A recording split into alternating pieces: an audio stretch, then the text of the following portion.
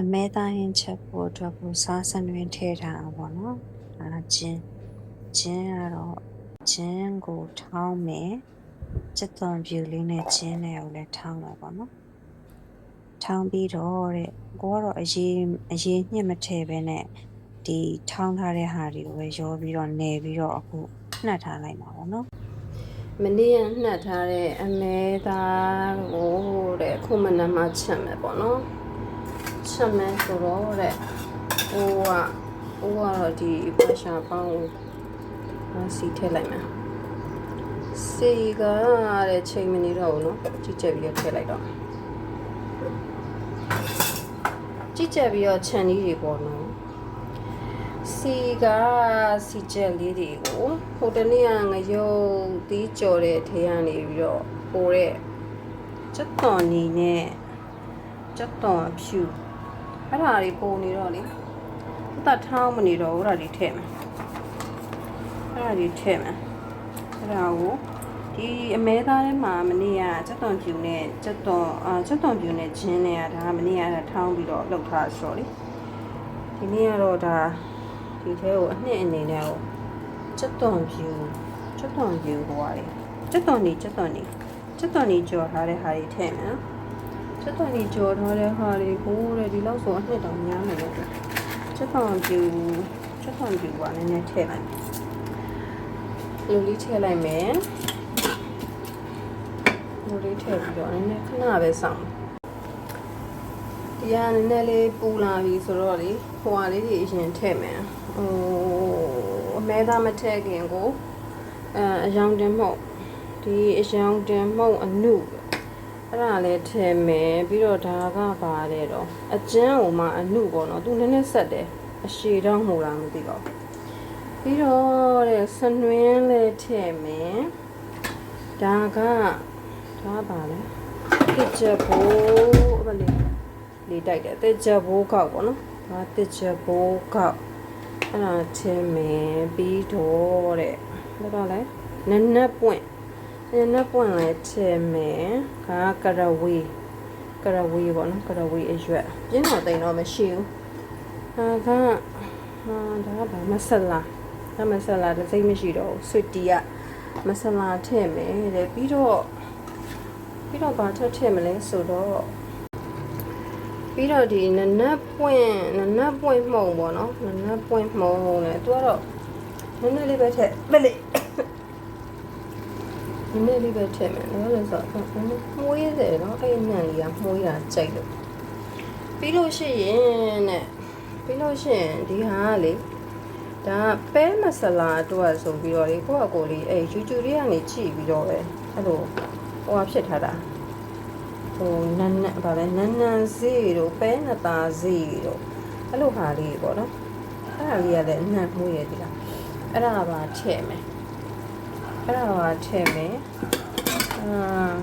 မဆလာတော့ခဏနေမှထည့်တာကောင်းမယ်နဲ့တူတယ်ဒါလေးကအဲ့တော့ဒီထဲကိုနောက်ထပ်ဘာထည့်မလဲဆိုတော့ဒါတဲ့ရှာလကရေးပေါ့နော်ရှာလကရေးကဘူးကပုံမှန်ဆိုအဲ့လောက်ဘူးကြီးမဝယ်ဘူးပေးတာပဲဝယ်တာဒါကအခုနောက်ပိုင်းဈေးရလေစီတီမောကမှားတယ်ဘာလို့ဆို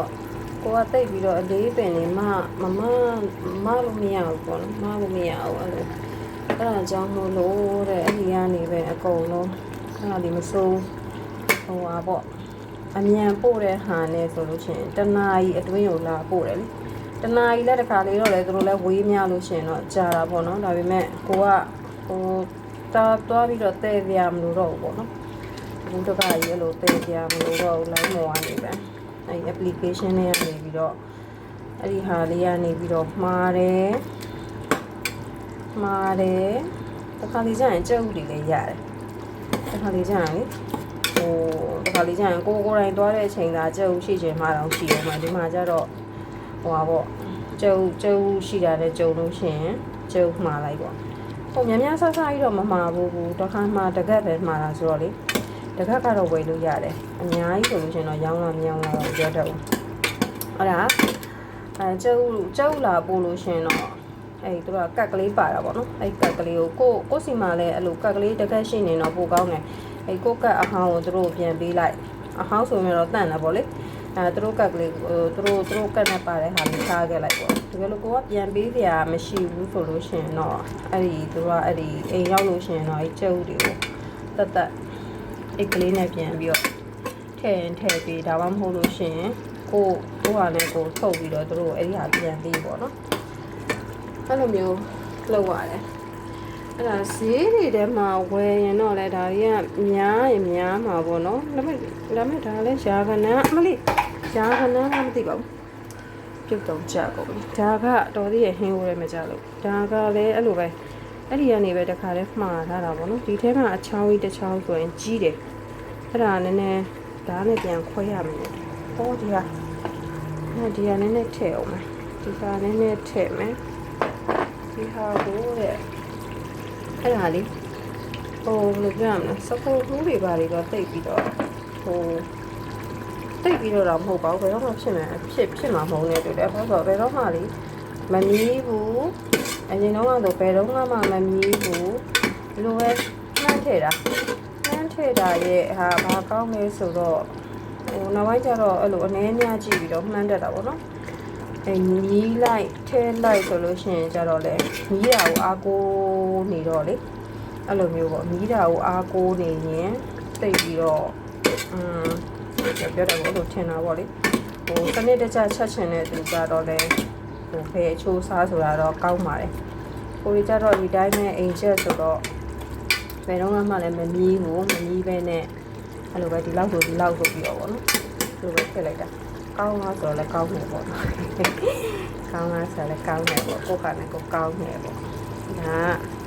အတုံအခုနေတော့ဒီအတုံပေါ့နော်ကျက်သွားရင်တော့ဘယ်လောက်သေးသွားမလဲမသိဘူးအမေသားမစားတဲ့သူတွေဆို sorry ပါ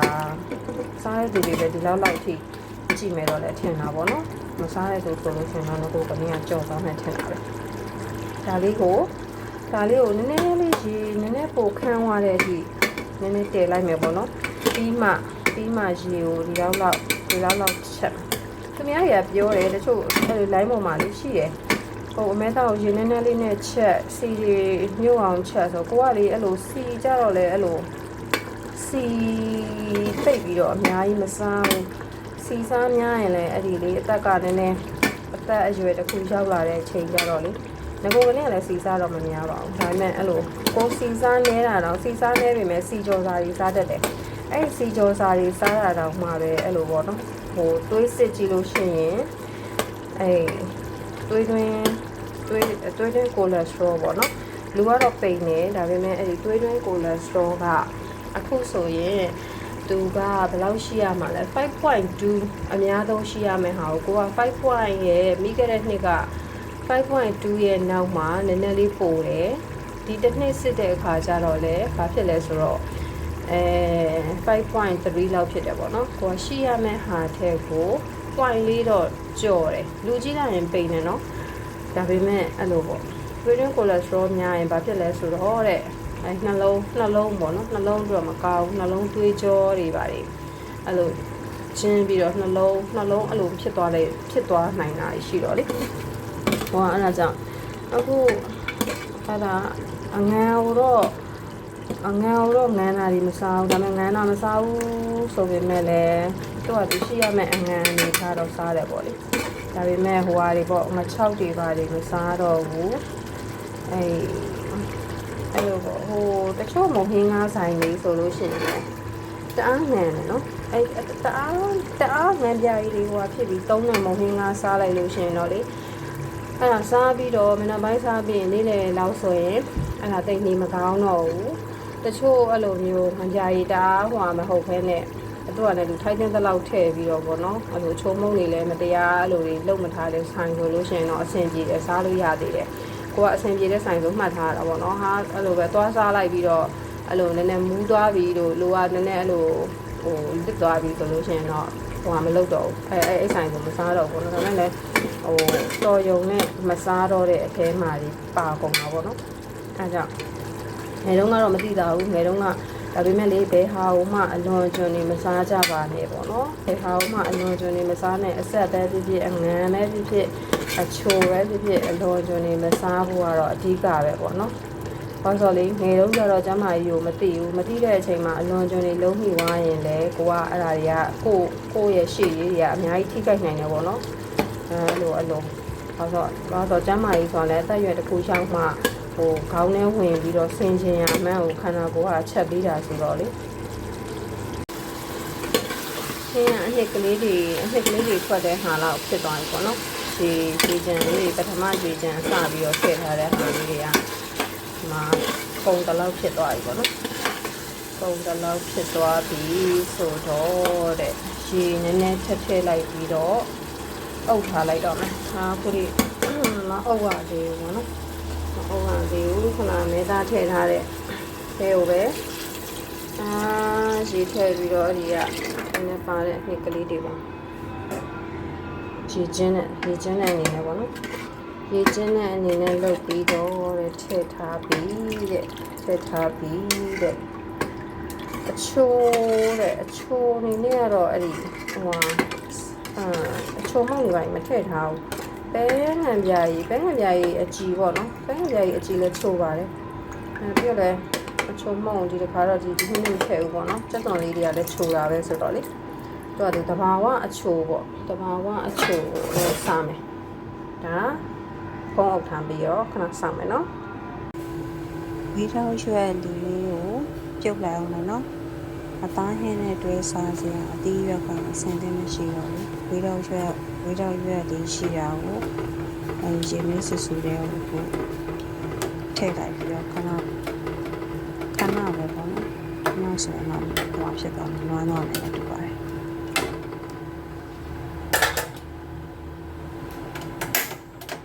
ဒီကိုအမီတော်လောက်လေးနဲ့ပေါ့ဝေတော့ရပြီဆိုတော့တဲ့ရှည်အေးလေးတွေကိုတစ်ချက်စိမ့်ထားလိုက်ပါတော့နော်ရှည်အေးလေးတွေကိုပြန်စိမ့်မယ်အသီးရွက်ကဆင်းနေမရှိတော့ဘူးရှိရဟန်နဲ့ပြောစားရပြီပေါ့နော်အမဲသား3ရှည်လောက်တော့ထည့်လိုက်တယ်ပေါ့ဒါကွေးတော့ရွက်နဲ့အမဲသားစီပြန်ပေါ့နော်